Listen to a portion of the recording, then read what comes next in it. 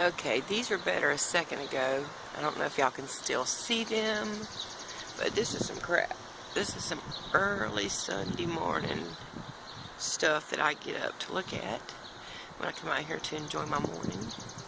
And there are chemtrails dissipating all over the sky. I think they do this at night mostly when we're asleep and early in the morning before we wake up. I don't know if anybody else has noticed lately a rise in bronchitis or asthma, coughing up very thick white mucousy stuff. I've noticed me and a lot of my friends have got that problem and trouble breathing at night, and I think it's a direct correlation with these chemtrails and some of the stuff that they're spraying. Bioengineering for weather modification is what they say.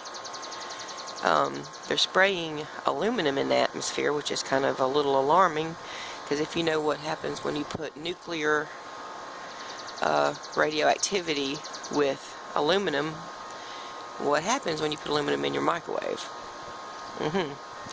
So if there was any kind of a nuclear reaction and there's aluminum being sprayed all over our atmosphere, what's the result going to be?